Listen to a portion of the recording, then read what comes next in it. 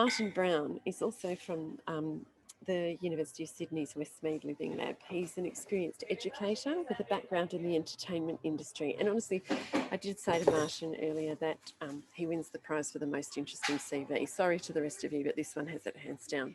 He produced Moulin Rouge, was co-producer of Romeo and Juliet, and art director of Strictly Ballroom. His previous role was Director of Award Courses at the Australian Film, Television and Radio School, and he's now the Program Manager, Innovative Technologies for the University of Sydney at Westmead. Martin, welcome. Martin, we have you on mute. Sorry about that. See if I can press the right buttons here. Great. Can you see my screen?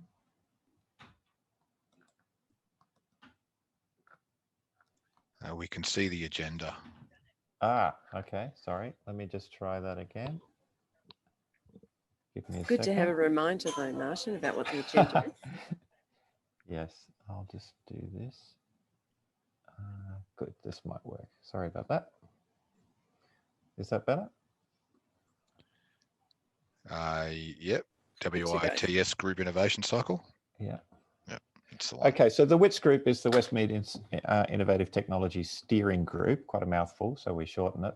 And basically it's a group of USyd academics that consult on various problems. So it's a resource to us. And we operate as part of the Living Lab at Westmead. And this group, we talked about this a little bit earlier, but we have this set of selection criteria around projects that we work on. We want to make sure that it's worth the investment of the resources, the meager resources that we have to put into them. So we look for, I won't read it all out, but we look for projects that are ultimately going to have an impact and are going to be scalable. And the main area that we work in, because we're in emerging tech, is it's turned out that we work a lot in creating virtual reality environments, training environments for frontline clinical staff. So we work in partnership across Westmead.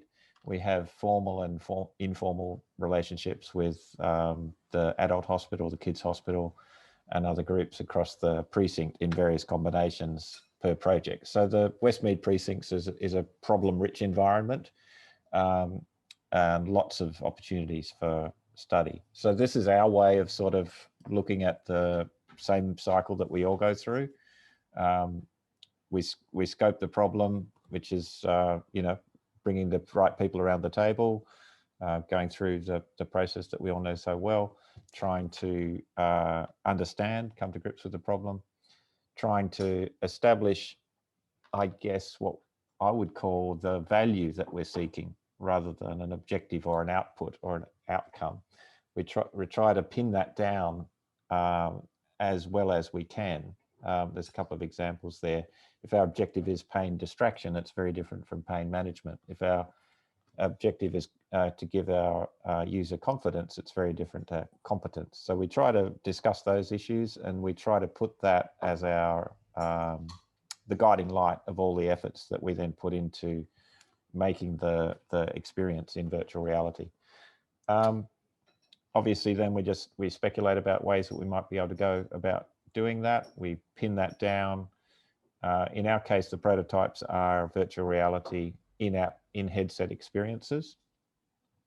We test that, and we make sure that we've put a research framework around this so that we need to get ethics approval for a lot of the things we do. We need to make sure that we have a way of measuring whether we've changed behavior as a result of these experiences. We review the results, redefine our objectives, rinse and repeat for as many times as we can before we run out of time, patience, money, or there's a deadline. So then we lock it and deploy the app. So that's sort of a very familiar process, I'm sure, to everybody who's involved in this work. These are some of the projects that we're working on. I'll flash through them quickly just to give you a bit of a flavour for what we're doing. This one, advanced life support. This is a training regime that already exists in the hospital. Whenever a heart attack happens in ward, a flash team is assembled, and the team is responsible for restarting the patient's heart and trying to work out why it stopped in the first place. That training is normally done in a simulation lab with an expensive plastic dummy like that, with 2 people pretending to be a whole team of 6.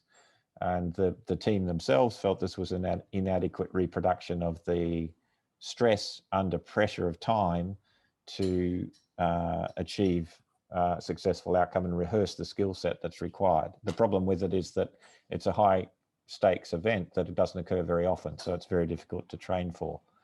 So what we did is created a virtual reality environment. This is a screen grab of the VR app in operation, where all of the roles are present and represented by avatars. And through point and click, you have the opportunity to direct the activities of that team. And you go through the routine of trying to maintain life and solve the issue of what stopped the heart from beating in the first place. So that's probably our front runner at the moment. And we're hoping to, and as we were talking about before, we believe that if we can hothouse that in our own environment and produce an outcome that works for us, because the ALS algorithm is an internationally accepted standard, we think that it'll be scalable, because every training hospital has to train people in how to achieve the same outcome. That's one of our projects. Another one we're working on a lot at the moment is Code Black. So this is a little bit of CCTV footage. These sorts of events occur routinely in hospitals and in increasing frequency. Obviously everybody needs to be trained to deal with these difficult circumstances. I did the training myself, which really only is 1 day and another half day to learn how to hold somebody down on the floor. And even the people giving the training said, nothing prepares you for your first day in the emergency department. So we thought we'd try and work out how we could contribute to giving people a better experience in that environment. So we've developed avatar in the headset, and if he says to you, I've been kept waiting for 6 hours, I can't take it anymore, and you say, could you just sit down and keep quiet, we'll get to you when we can, he gets more angry. And if you say, I'm really sorry to hear that, that must be really stressful, I'll get an update for you, can I get you a cup of tea, he calms down a bit. So we're hoping that that will help prepare people a little bit better with the skills they need to deal with very behaviorally disturbed patients in the ED. I won't run you through that one. We had a bit of a go at work at trying to do an app around donning and doffing, but it was such an urgent problem and training had to be rolled out almost overnight that we couldn't keep up with the breaking wave of that problem. So we didn't pursue that one. One that we're working on at the moment, which we think has a lot of potential, is VR body swap. There's a lot of critical communication skills required, obviously, in frontline medical work. And a lot of times those communications can be either ineffective or can cause a reduction in dignity of the person that's been spoken to. So we've, I'll just see if this little video will run.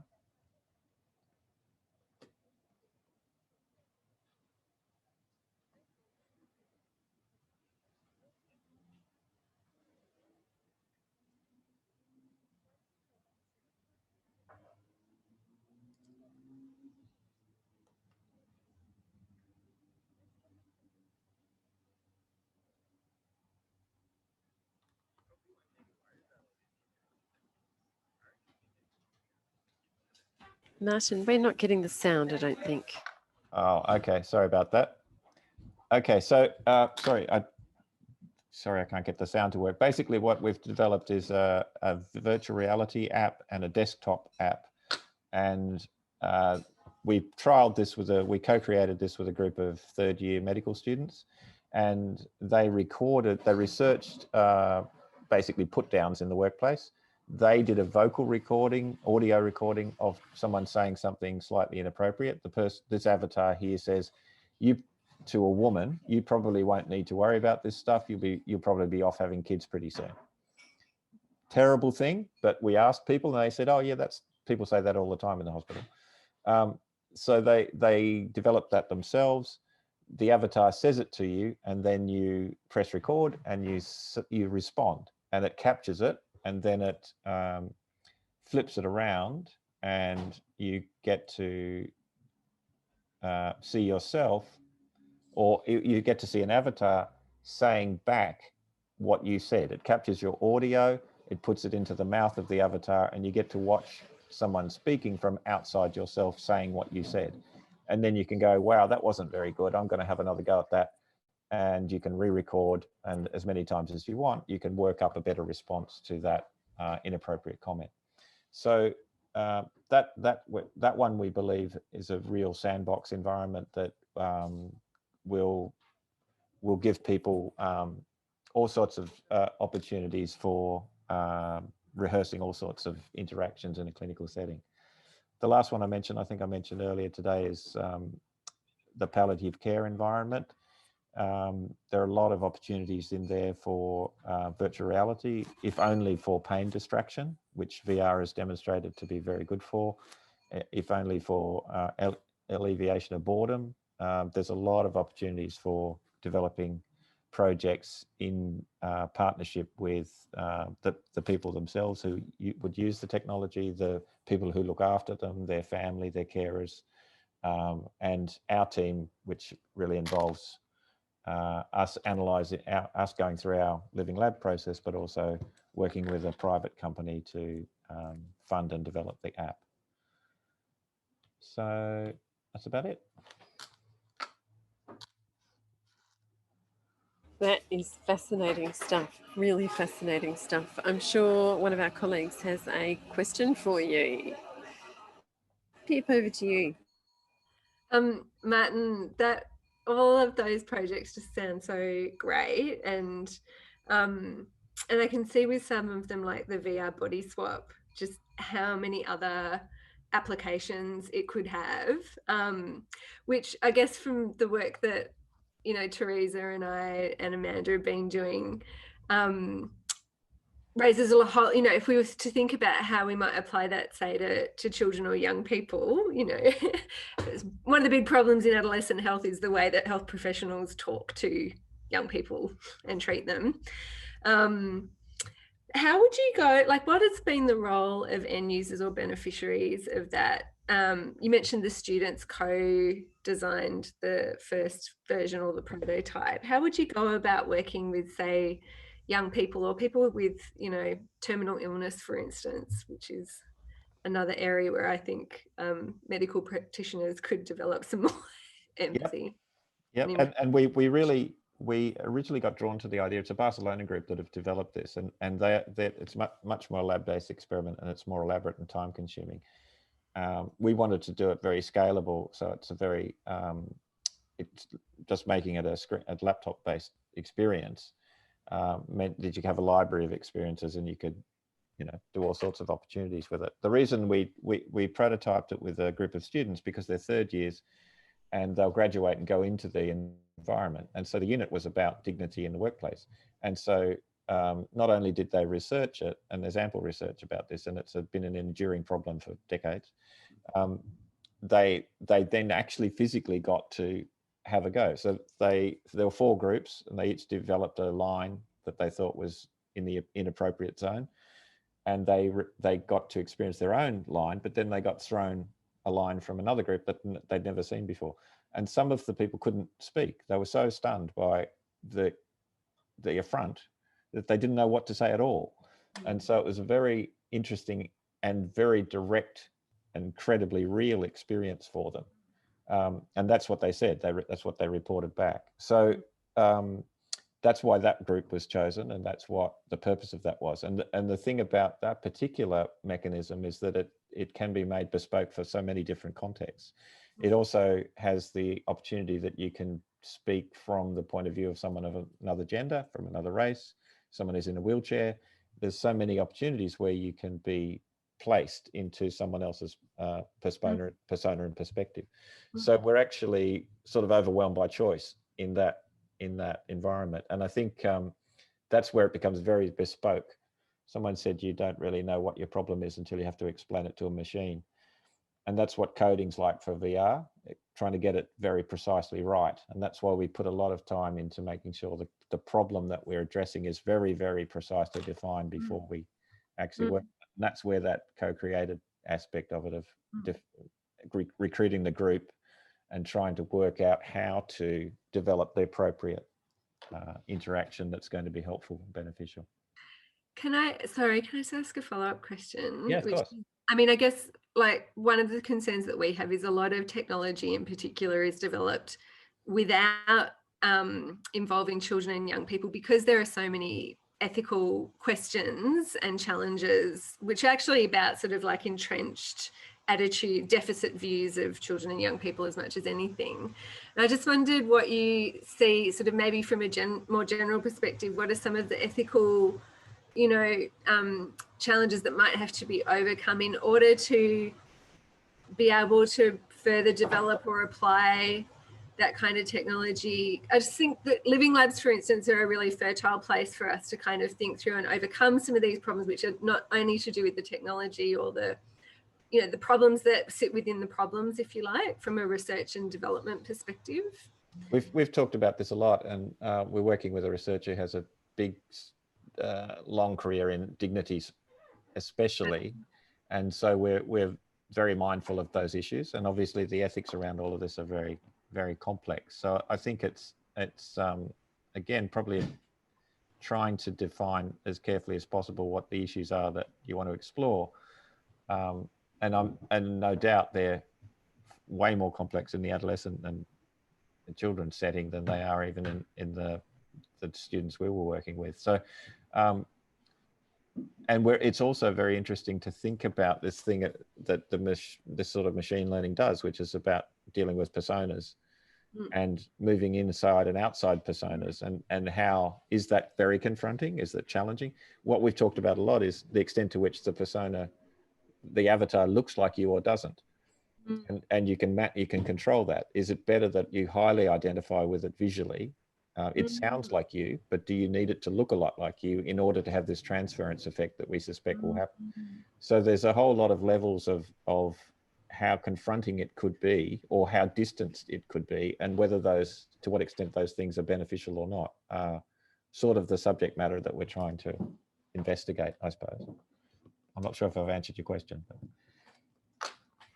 No, well, I think you did, Martin. If I can make an independent assessment of that question, no, that was brilliant. And actually, as I was listening to you talk your way through those examples, it suddenly became really evident to me that your history in the film industry is totally relevant to the work that you're doing. And I just wondered if you wanted to reflect for a moment on the way that. Well, firstly, on your own experience of bringing a particular skill set into this space, and whether or not there is anything you would say about interdisciplinarity in a living lab setting as a consequence of your own experiences. I've been thinking about that a lot lately, and I think it's absolutely true. And I think that what we're required to do in the university centre is to abstract knowledge from experience and publish it. And what I think is necessary in order to solve human problems is to reposition it back into people. And that's what this persona phenomenon does. That's what drama does. That's what, you know, my background does that in spades. Because, and the reason that it's valuable to put people into these circumstances is because learning is and should be intellectual, emotional, and physical. And these environments give you a complete body experience, and the research shows that any new information you receive with an emotion attached is more indelible. So I really do believe that embodied knowledge, if you want to call it that, transfers much more indelibly, and that's why we're very interested in exploring this as a way of doing it. But it puts the knowledge back where I think it should be, which is in a human interaction, rather than the way they used to train ALS was to give you a binder to take home and study. And you just learn it by rote, which is normal medical training. But this process of having to interact in a more realistic fashion in a time-based environment trains you in an environment that's going to be closer to the one in which you'll have to perform, which I think is in medical is absolutely critical. Martin, there couldn't possibly have been a better place to end this research session at a conference that's about the human heart of innovation. Thank you very much for that presentation.